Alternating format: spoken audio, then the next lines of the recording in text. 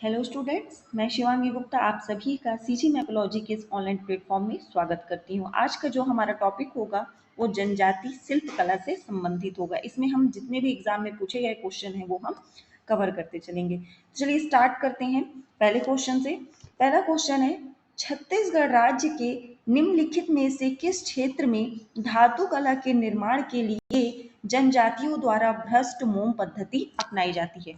तो देखिए, बस्तर ऐसा क्षेत्र है जहां पर इस तरह की पद्धति अपनाई जाती है। अब थोड़ा सा इसके बारे में समझ लेते हैं, भ्रष्ट मोम पद्धति। अब देखिए, भ्रष्ट मोम जो पद्धति होती है वह घड़वा शिल्प कला पर आधारित होती है। इसमें मुख्य रूप से पीतल, कांसा एवं रांगा का उपयोग किया जाता है और यह बस्तर के अलावा कोंडागांव में भी प्रचलित है। अब देखिए, दिखता कैसा है, इसका एक बार इमेज देख लेते हैं। तो ये वही पद्धति है जिसे हमने कहा है, इसे हम घड़वा शिल्प भी कहते हैं। तो ये भ्रष्ट मोम पद्धति द्वारा अपनाया जाता है, जैसा कि आप इमेज में देख सकते हैं, इस तरह का इसका स्ट्रक्चर होता है। चलिए आगे बढ़ेंगे नेक्स्ट क्वेश्चन की ओर। अगला क्वेश्चन है, बेल धातु से निर्मित वस्तु को आमतौर पर खालिस्तान वस्तु कहते हैं। तो देखिए, ऑप्शन ए है पिटवा लोहा, ऑप्शन बी है शीशल, ऑप्शन सी है ढोकरा और ऑप्शन डी है इनमें से कोई नहीं। तो देखिए, भेल धातु से जो निर्मित वस्तु होती है उसे आमतौर पर ढोकरा नाम से जाना जाता है, इसलिए इसका करेक्ट आंसर क्या हो जाएगा? ऑप्शन सी हो जाएगा। तो इसका स्ट्रक्चर भी कुछ ऐसा ही होता है। लगभग आपको जितने भी शिल्प कला की पद्धति दिखेंगे वो समान दिखेंगे, पर इनके बनाने की जो बनाने की तरीके होते हैं वो थोड़े अलग होते हैं। आगे बढ़ेंगे नेक्स्ट क्वेश्चन की ओर। अगला है आपका, घड़वा कला किस जगह निर्मित होता है? तो अभी हमने देखा एक तो बस्तर में होता है और एक होता है कोंडागांव में। तो यहाँ पर ऑप्शन में बस्तर, इसलिए इसका करेक्ट आंसर ऑप्शन ए हो जाएगा। ये वही है जिसे हमने कहा घड़वा कला, और ये किस पद्धति पर आधारित होता है? तो याद रखेंगे, यह शिल्प कला भ्रष्ट मोम पद्धति पर आधारित होता है, क्योंकि क्वेश्चन रिपीट होंगे। नेक्स्ट क्वेश्चन है कि घड़वा शिल्प कौन सी है, इनमें से हमें बताना है। तो देखिए, अभी हमने पढ़ा था कि जो काश्य मूर्ति होती है वो क्या होती है? घड़वा शिल्प होती है। क्यों होती है भाई? क्योंकि इसका जो निर्माण होता है वो पीतल, कांसा एवं रांगा के उपयोग से किया जाता है, इसलिए हमारा करेक्ट आंसर ऑप्शन सी हो जाएगा। बाकी यहाँ पर सभी ऑप्शन गलत हो जाएंगे।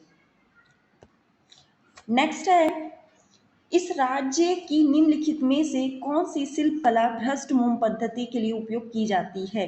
तो हमने देखा था कि जो घड़वा शिल्प है इसमें क्या किया जाता है कि भ्रष्ट मोम पद्धति का उपयोग किया जाता है। तो ये जो घड़वा शिल्प है ये बहुत ज्यादा इंपॉर्टेंट है, ये बहुत सारे एग्जाम में पूछे गए हैं।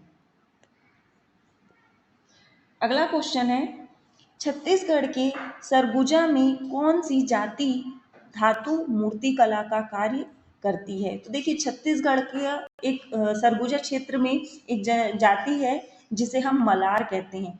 तो ये क्या करती है? धातु मूर्ति कला का कार्य करती है। क्योंकि स्पेसिफिक आपसे सरगुजा का पूछा है, तो सरगुजा में कौन है? मलार है। इसके अलावा और भी ये देख लेते हैं एक बार।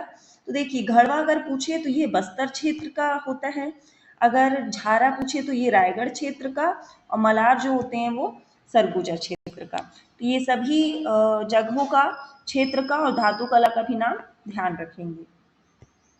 अगला क्वेश्चन है, खालिस्तान शिल्प बेल धातु से बना होता है जो पीतल, निकल और जस्ता की मिश्र धातु है, जो कास्टिंग उत्पादों का एक परातन प्रभाव देता है। तो देखिए, यहाँ पर पीतल तो सही है, लेकिन अगर यहाँ पर निकल की जगह कांसा और रांगा दिया होता तो यहाँ पास घड़वा हो जाता, किंतु यहाँ पर पीतल दिया है लेकिन निकिल और जस्ता दिया है, तो ये को क्या हो जाएगा? ये हो जाएगा ढोकरा। ये चीज ध्यान रखेंगे, इसका करेक्ट आंसर ढोकरा हो जाएगा।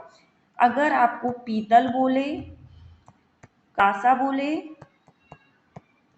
और रांगा बोले तब क्या होगा? तब घड़वा होगा, घड़वा शिल्प कला होगा।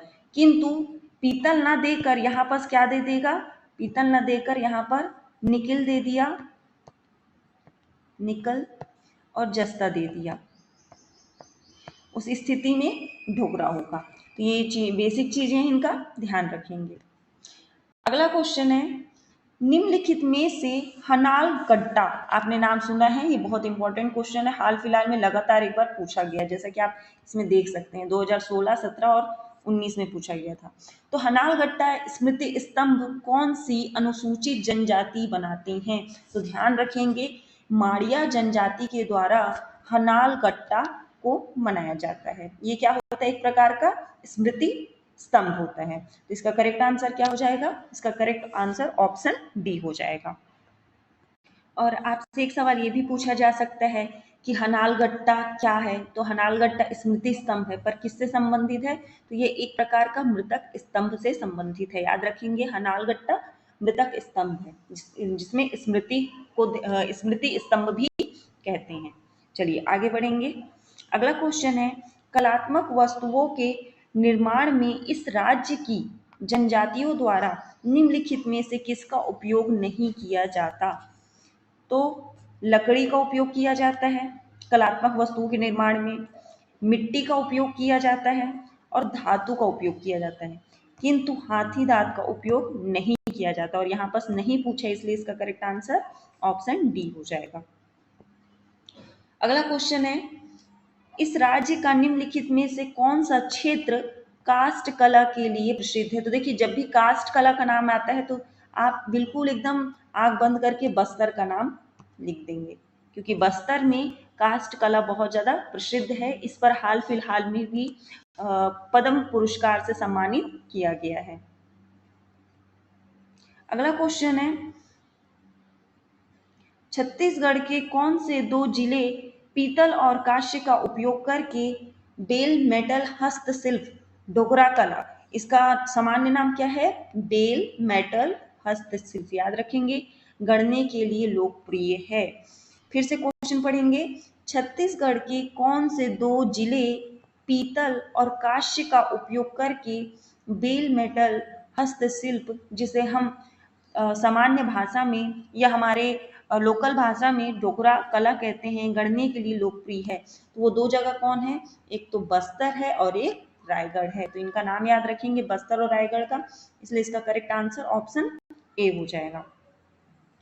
अगला क्वेश्चन है, छत्तीसगढ़ के किस शिल्पकार ने कांस्य धातु की ढलाई की प्राचीन भारतीय कला घड़वा शिल्प तैयार किया है? तो याद रखेंगे, वो व्यक्ति कौन है? आप इमेज में देख सकते हैं, ये बहुत ही कह सकते हैं हम बहुत ज्यादा टैलेंटेड व्यक्ति हैं। इन्होंने ही क्या किया है? घड़वा शिल्प को तैयार किया, जैसा कि आप इमेज में देख सकते हैं। तो इनका नाम क्या है? इनका नाम है जयदेव बघेल। तो ये नाम याद रखेंगे, इंपॉर्टेंट है, ऑलरेडी एग्जाम में पूछा गया है। अगला क्वेश्चन है, छत्तीसगढ़ में हस्तशिल्प और कला से संबंधित कार्यों में बारी जाति का हस्तशिल्प कार्य क्या है? मतलब ये क्या है? एक प्रकार की बारी जाति है। तो इनका कार्य क्या है? आपने पहली बार, कुछ बच्चे ऐसे होंगे जो पहली बार नाम सुने होंगे। देखिए, बारी जो जाति होती है वो नदी से क्या करती है? नदी जो रेत होता है, नदी में से जो रेत होता है उसमें से स्वर्ण की क्या करती है? खोज करती है। इसलिए इसका करेक्ट आंसर क्या हो जाएगा? ऑप्शन डी हो जाएगा। अगला क्वेश्चन है, छत्तीसगढ़ जनजाति की पिथौरा शैली एक प्रकार की क्या है? ये हमें बताना है। खालिस्तान होती है, क्या है पिथौरा शैली? तो याद रखेंगे, पिथौरा शैली एक प्रकार की चित्रकारी होती है, पूछा जाता है, तो ये इंपॉर्टेंट है। अगला क्वेश्चन है, छत्तीसगढ़ की जनजाति में दरहा परंपरा का पालन किया जाता है। कौन सी जनजाति के द्वारा दरहा परंपरा का पालन किया जाता है? ये हमें बताना है। ऑप्शन ए है पंडो, ऑप्शन बी है मुंडा, ऑप्शन सी है कोरवा और ऑप्शन डी है खरिया। तो देखिए, दरहा जो परंपरा है उसका पालन मुख्य रूप से कोरवा जनजाति द्वारा किया जाता है, इसलिए इसका करेक्ट आंसर ऑप्शन सी हो जाएगा। डिटेल देख लेते हैं। दरहा परंपरा छत्तीसगढ़ की कोरवा जनजाति में प्रचलित है। इसमें शरीर पर दाग कर निशान बनाया जाता है, मतलब शरीर में जो निशान पड़ते हैं ना, इसे हम दरहा परंपरा कहते हैं। छत्तीसगढ़ में अलग अलग क्षेत्रों में दरहा का मतलब अलग अलग जगहों से लिया जाता है, अलग अलग नाम से लिया जाता है। 5 वर्ष की आयु से लेकर लगभग 10 से 16 वर्ष की आयु में क्या करते हैं? निशान बनाए जाते हैं, जिसे हम दरहा कहते हैं। और ये वाला काम मुख्य रूप से कौन करता है? तो कोरवा जनजाति करती है। अगला क्वेश्चन है, घड़वा शिल्प बनाया जाता है तो कौन कौन सा उपयोग होता है इसमें? तो हमने पढ़ा था इसमें पीतल का उपयोग होता है, तो बिल्कुल सही है। जिसमें ये होगा वो सही होगा, ये इसमें भी है, इसमें भी है, इसमें भी, इसमें नहीं है, तो सी गलत हो गया। कांसा से बिल्कुल, सेकंड में भी कांसा है तो ये सही है, कांसे का भी उपयोग होता है। सेकंड इसमें भी है, इसमें भी सेकंड नहीं है, तो डी भी गलत हो गया। रांगा से, तो रांगा भी बिल्कुल सही है, इसमें है तो ये सही है, इसमें नहीं है, इसलिए ये ऑप्शन गलत हो जाएगा। तो हमारा ऑप्शन ए सही हो जाएगा, ऑप्शन ए जो है, ठीक है। इसमें पीतल का उपयोग हो रहा है, कांसा का उपयोग हो रहा है और रांगा का उपयोग हो रहा है, लोहे का उपयोग नहीं होता, इसलिए ऑप्शन ए करेक्ट हो जाएगा। यह शिल्प कला भ्रष्ट मोम पद्धति पर आधारित होता है। कौन सी शिल्प कला की बात हो रही है? तो हमने देखा था घड़वा शिल्प कला की बात हो रही है। इसमें पीतल, कांसा एवं रांगा का उपयोग किया जाता है। यह बस्तर एवं कोंडागांव में प्रचलित है, ध्यान रखेंगे। तो आज के लिए इतना ही। ये बहुत ही इंपॉर्टेंट क्वेश्चन है जो एग्जाम में पूछे जाते हैं। इसके अलावा एक और इम्पोर्टेंट क्वेश्चन है जो एग्जाम में पूछे जा सकते हैं, वो है